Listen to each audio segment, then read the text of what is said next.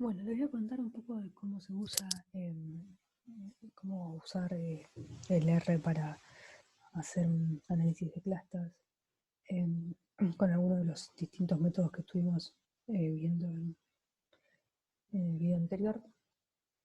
Hay varias librerías que, que permiten calcular los clusters, em, muchas también de visualización y también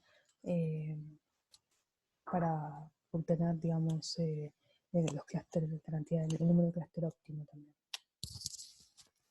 Eh, por ejemplo, stat, cluster, factor extra y extend son algunas de las librerías que andan dando vueltas. Salvo creo que extend esta, no la usé, pero es para, digamos, embellecer dendogramas, ¿sí? El resto las vamos a usar todas. Entonces lo que vamos a hacer es agarrar los datos de USA REST.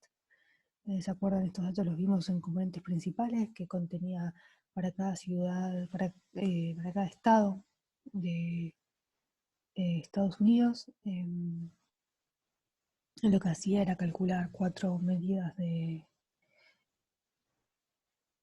tres medidas en realidad que tenían que ver con la violencia o con los niveles de delitos de los estados, que eran el número el porcentaje de asaltos, el porcentaje de asesinatos y el porcentaje de violaciones cada 100.000 habitantes.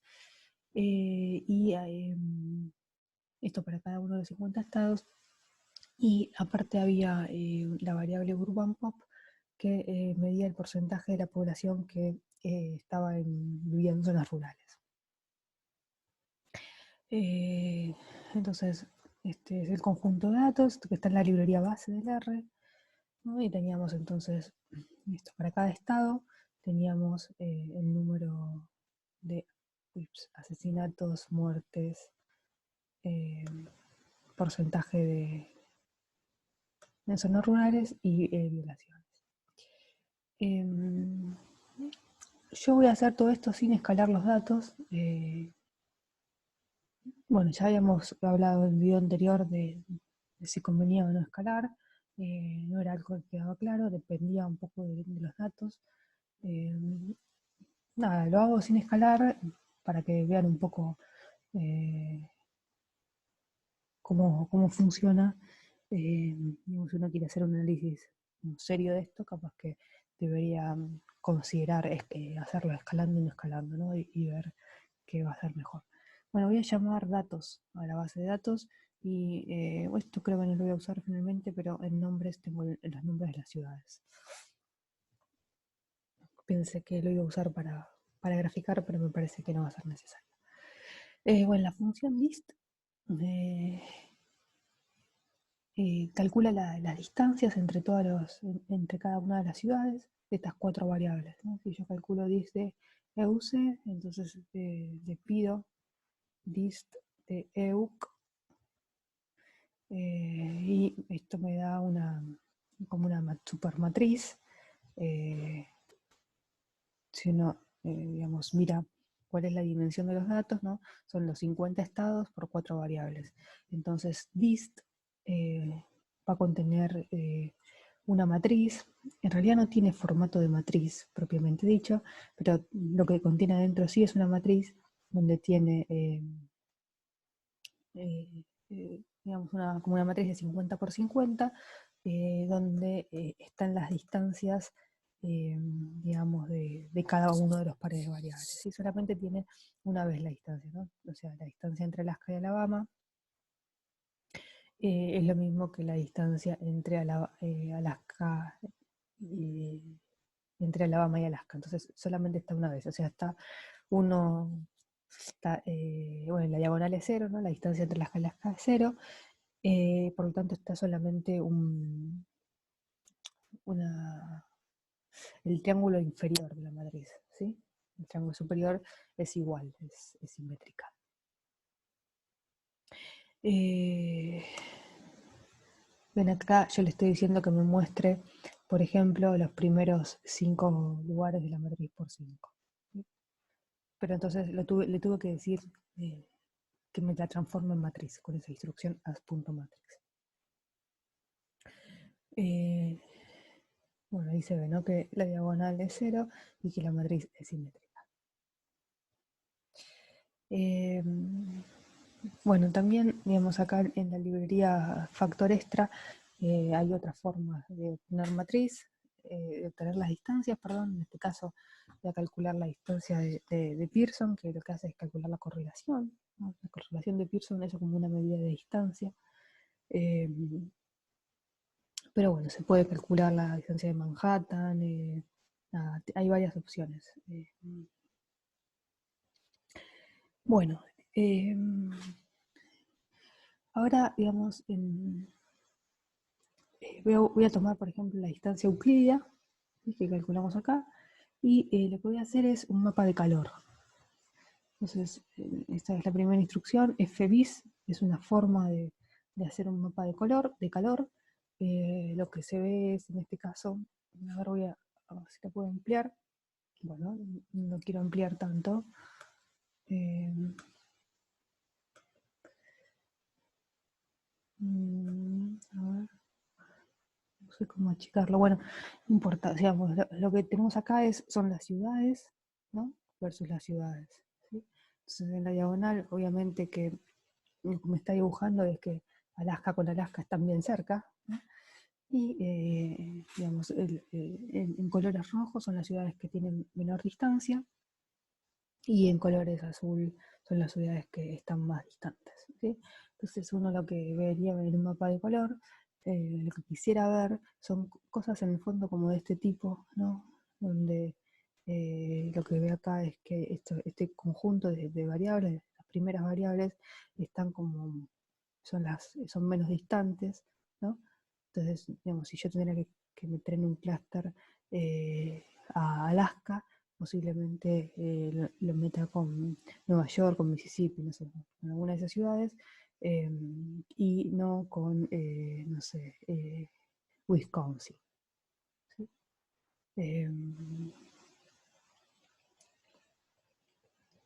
Entonces uno, cuando hace un mapa de calor, quisiera encontrarse que el mapa de calor es, digamos, en la diagonal tiene bloques de mayores concentraciones de distancia. Eso se hace con la función esta, fbis dis, una función de visualización que vamos a ver que es muy útil en todo lo que es clúster, aparece en todos los métodos, y depende de la matriz de distancia. Después hay otra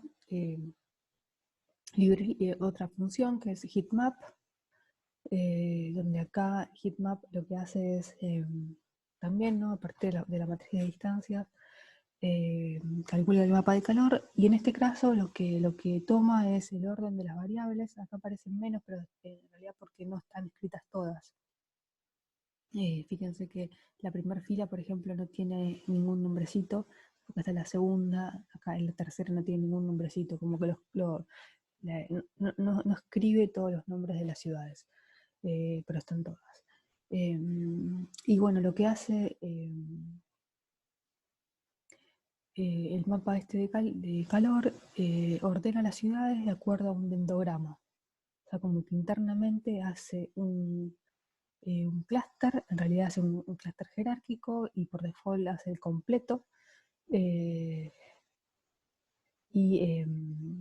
muestra entonces el orden de las ciudades de acuerdo a la salida del dendrograma, ¿sí? Entonces lo que uno estaría tentado acá de pensar es como que hay acá como dos bloques, ¿no? Y en principio eso digamos, sería lo que me daría este clúster y este clúster, ¿no? Eso es lo que uno ve ahí. Y si no le pone nada, digamos, si le dice que no me, digamos, en colbt y row b igual true, quiere decir que en los dos ejes me haga el dendrograma. En cambio, si le dice que no haga nada, lo que hace simplemente es, en el orden alfabético que están las ciudades, hace el mapa de las distancias, ¿sí?, sin ningún orden en particular, salvo el alfabético. Y entonces acá ya no, digamos, el orden alfabético no es el orden natural para clusterizar. Esto es lo que está diciendo esto, ¿no? Que no se ve ninguna estructura en principio subyacente de las ciudades. Entonces, digamos, esto está bueno para el modo exploratorio, ¿no? Para ver si tenemos chances de descubrir algo. Posiblemente, digamos, este último mapa de calor no sea el mejor para, digamos, para ver alguna estructura de clases, ¿no? Está bueno capaz que por default ponga algún dendrograma. Entonces, bueno, primero eh, vamos a calcular los clústeres jerárquicos. Se acuerdan que el clúster jerárquico necesitaba que uno le diga cuál era la medida de distancia que iba a tomar entre dos clústeres y que había varias formas de hacerlo. Una de ellas era con promedios, que lo que hacía era mirar todas las distancias posibles entre dos clústeres, entre todas las distancias de las observaciones entre dos clústeres y promediaba esas distancias. Y esa era la distancia promedio de las observaciones entre clúster era la distancia del clúster. Entonces, acá uno lo que hace es pasarle la matriz de distancia. ¿Sí? O sea, en realidad ya me olvidé de los datos. Una vez que calculé las distancias, me olvido de los datos y me quedo con esa matriz de distancias. Y si le digo que me calcule el average, digamos que haga la función hclass de las distancias y de ave, sería decir que me calcule con la distancia entre clúster promedio. Entonces, hago, digamos, esto HC sería correr el clúster, ¿no? A ver, yo acá pongo HC, me dice que está haciendo el método de clúster con la distancia euclídea de 50 objetos. Y bueno, plot de HC lo que me hace es dibujar el endograma, ¿sí? O sea, cuál es esa jerarquía que le fue dando a las ciudades. No se ve demasiado, ¿no? Porque son muchas ciudades, ahí se ve un poco mejor. Bueno, cuál es la jerarquía que le está dando a esas ciudades y si uno lo que puede hacer también es cortar, ¿no? De acuerdo a dónde corto es la clusterización que voy a hacer y esto es lo que hace acá, ¿no? Cut tree lo que hace es decir, bueno, si yo quiero 10 clusters, entonces cortame el endograma en 10 clusters. Entonces ahí le digo que arme estos grupos. No sé, esto no chequeé qué es exactamente lo que tira. O sea, dice a qué ciudad pertenece cada cluster, a qué clúster pertenece cada ciudad. Y finalmente lo que puedo hacer es graficarlos de este modo. Entonces ahí, digamos, las regiones rojas, los bordes rojos son los bordes de los clústeres, ¿no? Pero creo que la visualización más linda es esta con la función fbisdem, donde uno le pasa la salida del clúster y le dice que quiere tener 10 clústeres, el resto es simplemente cosmética, y los dibuja por diferentes colores. Sin duda, digamos, esto es bastante más lindo. No sé si cuando uno pone 5 clústeres, me va a tirar ahí los 5 clústeres. Bueno, cambiando, digamos, el seteo, digamos, de la función hclass, uno puede, no sé, por ejemplo acá hace el método de centroide, digamos, también en clúster jerárquico, pero ahora es donde voy a medir la distancia entre dos clústeres a partir de la distancia de sus centros, ¿no? Eso es lo que hacía el clúster centroide. Entonces lo que necesito es pasarle la distancia al cuadrado en este caso, y haciendo lo mismo me da otra especie de endograma y otros clústeres, y otra vez, ¿no? Si le paso la salida, también me tira los clústeres, cómo arma los clústeres. Y acá es los clústeres usando la distancia de Ward, que era, se acuerda, la más general de todas. Y parecido a lo que teníamos antes, acá le digo que me da 4 clústeres o bien lo dibujé con los colorcitos. Y una vez que yo obtengo los clústeres, podría tratar de querer graficar los clústeres de alguna manera. Y eso lo hago con esta función. Entonces, ¿qué es lo que estoy haciendo? Digamos, los datos originales, ¿se acuerdan que son 4 variables, ¿no? Violaciones, asesinatos, asaltos y el número de población. Entonces yo no puedo graficar digamos, cada ciudad, porque necesito 4 dimensiones para hacerlo. Entonces una alternativa para visualizar los gráficos es, primero, calcular las componentes principales, ¿sí? Graficar las 2 primeras componentes principales, que es lo que estoy haciendo acá, y sobre eso, ahora dibujar los clústeres. Entonces lo que hace esta instrucción, fbis cluster, es decirle, bueno, mira, agarra los datos, agarra la función cluster de, digamos, armar los clústeres en función de lo que te dio cat-tree, ¿sí? Que es lo que habíamos hecho antes para obtener los clústeres, es lo que llamamos groups, ¿no? Fíjense, acá está. Esto lo que me dice es para cada ciudad el clúster donde pertenece. Entonces, lo que tengo que pasarle a fbis cluster son los datos, y para que calcule sus componentes principales, acá sí necesito los datos de norma, matriz de distancia, y necesito decirle a qué clúster pertenece cada uno de los datos, ¿sí? Y el resto también es estético. Bueno, pero lo que hace entonces es graficarme, digamos, esto es como la cápsula convexa, se llama, del clúster, ¿no? Digamos, primero, piensen así, primero coloreo en rosa todos los puntos que son del clúster 1, y entonces agarro las ciudades borde y me construyo eh, este conjunto convexo, digamos, que es el mínimo conjunto convexo que puedo armar, ¿sí? Con estos puntos. Y así hago lo mismo para cada clúster, ¿sí? Obviamente que estos clústeres no me quedan separaditos porque yo los estoy proyectando en las componentes principales, ¿no?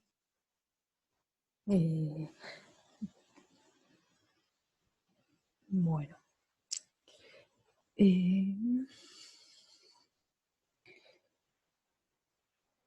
Bueno, entonces eso es en cuanto a lo que más o menos en líneas generales se puede hacer para clústeres jerárquicos. Entonces ahora vamos a ver qué es lo que podemos hacer para clústeres no jerárquicos. Bueno, el clúster, como decíamos antes, por excelencia de escamedias, existe esta función que es camins, que simplemente, digamos, toma los datos y uno tiene que decir cuántos centros eh, elegir, cuántos clústeres quiero digamos, clusterizar o agrupar, y en base a eso calcula los clústeres. Entonces, si le pido que me muestre, me tira, digamos, para cada ciudad a qué clúster pertenece. También tira los centros, digamos, el promedio, digamos, la media de cada clúster, ¿sí? De los 4 clústeres, y una medida más como la, la suma de cuadrados dentro de cada clúster, y la variabilidad dentro de cada clúster. Bueno, tengo alguna otra cosa más que podría preguntarle, como el tamaño de cada clúster, en fin. La suma de cuadrados totales, que la podría llegar a usar después para elegir el tamaño de los clústeres, por ejemplo. Para elegir, perdón, el número de clústeres.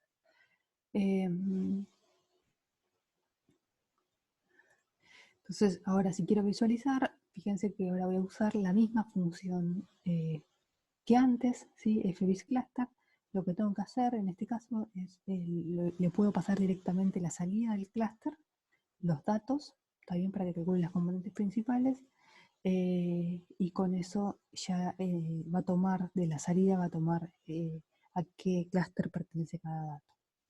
Entonces corro esto, y ahí se ve cómo me calcula, digamos, las dos primeras componentes principales y sobre eso grafica los clústeres.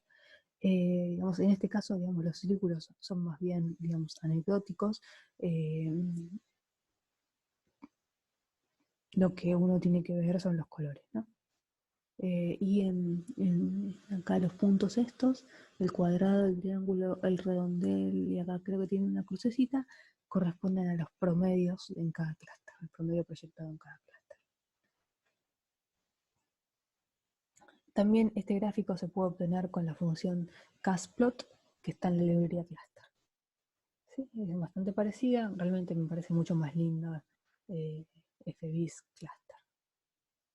Pero también esta función castplot funciona con los datos y con la salida, donde directamente hay que pasarle el color, a qué clúster pertenece cada dato. Bueno,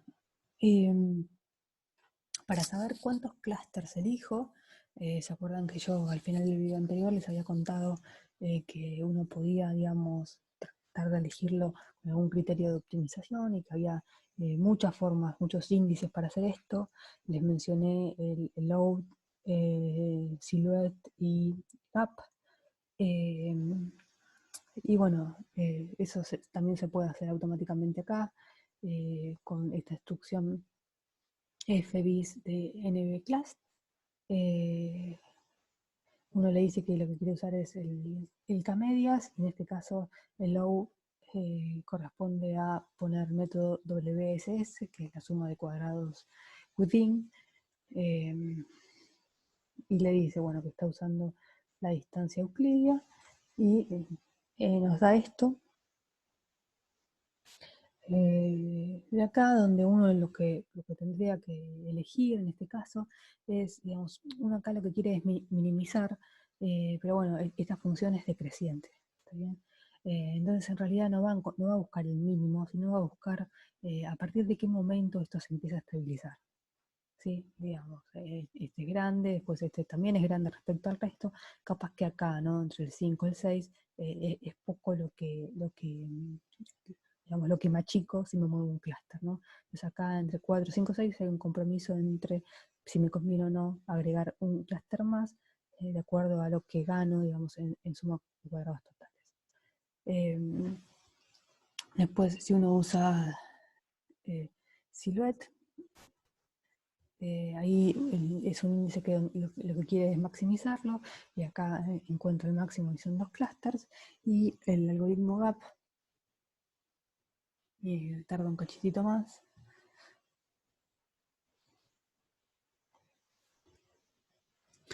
Dejo el tiempo real para que vean que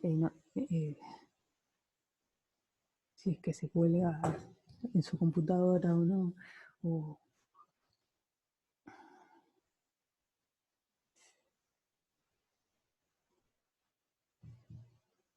Bueno, ahí está. Este es el algoritmo GAP. Y digamos, ese que había, digamos, introducido Hastit y Tipshirani. Y lo que mira acá es algo parecido, digamos, a lo que pasa con el LO, ¿no? Lo que quiere acá es encontrar el K a partir del cual se empieza a estabilizar, ¿sí? No busca un máximo o un mínimo. Y digamos, Hastit y Tipshirani ponen un criterio de parada de acuerdo a que, bueno, si la diferencia entre el G de, digamos, el gap en K y el gap en K más 1 no es muy grande, ¿no? Eso seguramente se puede setear cuando uno calcula, digamos, el índice. En este caso lo pone automático y dice que el óptimo va a ser 6. Bueno, y ahora voy a colgar un poco más la máquina, pero bueno, ténganme paciencia, no corto el video porque después sea más libre, tengo que editar. Pero digamos, en la librería NBClust lo corro así, les voy hablando sobre mientras va corriendo. En la librería NBClust está esta función NBClust, donde uno le tiene que pasar los datos y le tiene que pasar la distancia y el método, datos, distancia y método, y lo que hace es recorrer alrededor de 30 índices distintos, incluidos estos 3 últimos que les dije, y para cada uno de esos índices eliges el mejor clúster. Y ahora vamos a ver lo que nos tira, que digamos es bastante, digamos, es lo que si uno tiene que hacer una vez el clúster, capaz que es lo que conviene hacer. Digo, una vez porque tarda realmente un poco, y digamos, si uno tiene que clusterizar no sé, muchas imágenes, por ejemplo, bueno, capaz que es considerable el tiempo que tarda, ¿no? Pero para correrlo una vez, me parece que está bastante simpático qué es lo que hace, ¿no? Entonces, nada, tira estos 30 índices, calcula, optimiza en esos 30 índices y, bueno, me da unos gráficos que en realidad no importan demasiado los gráficos, pero digamos, lo que dice acá es esto. Primero cuenta ahí un poco cuáles son los índices que calcula, en fin, pero lo que dice, bueno, se ejecutaron toda esta cantidad de índices y se obtuvieron 10 procedimientos. Lo que dicen es que conviene clusterizar en dos conjuntos. Pues hay procedimientos en 3 conjuntos, un procedimiento resultó que conviene en 4 conjuntos, otro procedimiento en 5, 4 procedimientos en 6, 5 en 9 y 1 en 10, y después dice, bueno, de acuerdo al criterio de la mayoría, entonces quédese con 2 clústeres. ¿Sí? Entonces me parece que está bueno porque, digamos, algo que uno tenga alguna idea bastante firme de cuál es el criterio mejor para encontrar el número de clústeres óptimo, este dice, bueno, corre todos estos y fíjate cuál te sugiere, eh, qué clúster es el que sugiere eh, más métodos. Bueno, y esto obviamente es aplicable independientemente del método. ¿Sí?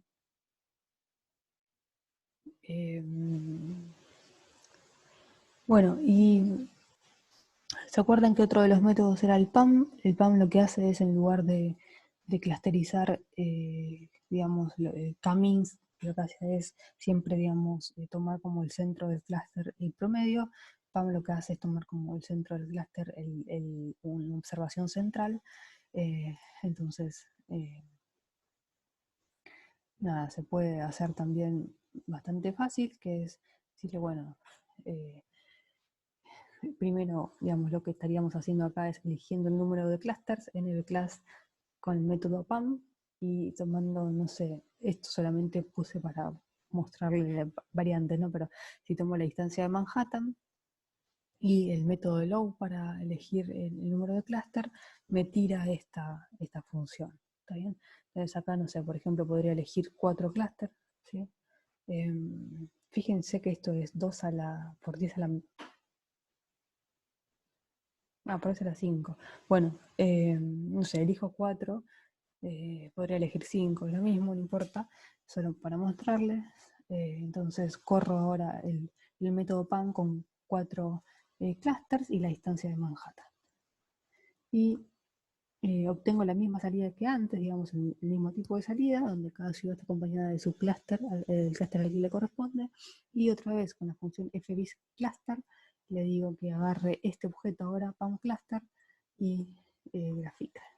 Entonces va a ser las componentes principales y otra vez me va a graficar ahí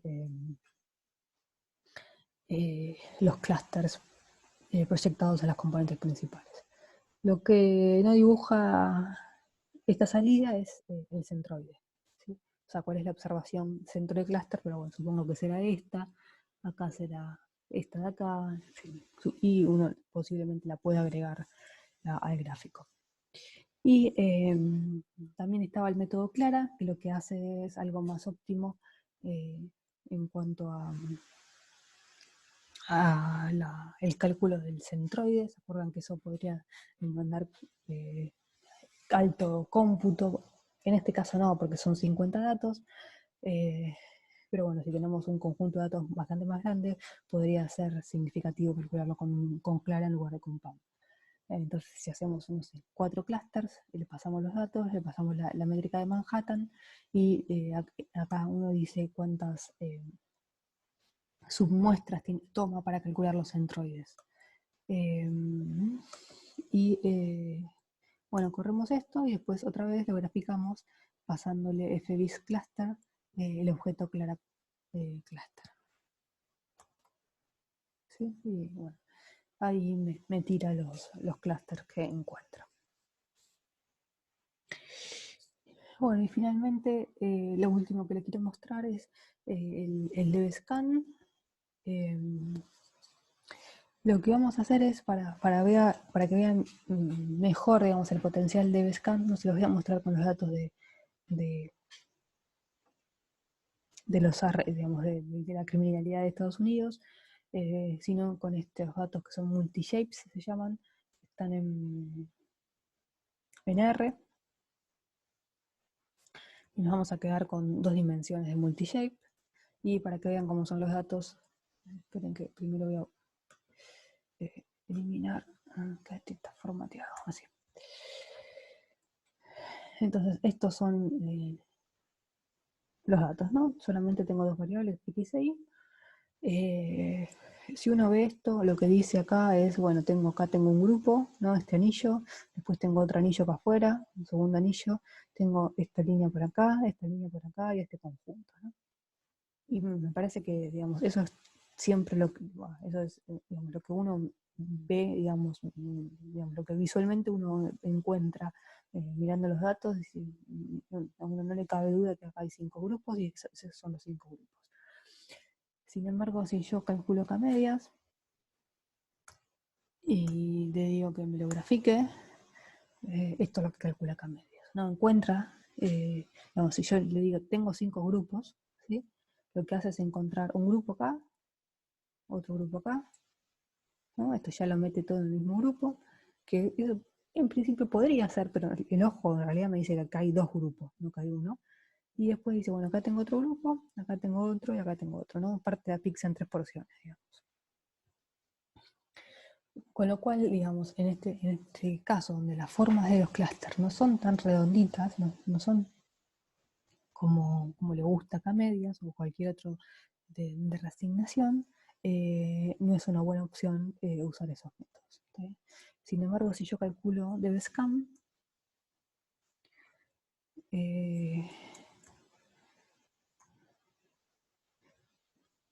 fijo el epsilon, fijo, ¿se acuerdan que DBSCAN dependía digamos, el radio de la vecindad, que es el epsilon, y dependía de cuántos tipitos voy a mirar adentro de la vecindad, ¿no? A partir de cuántos considero que el punto es un punto core.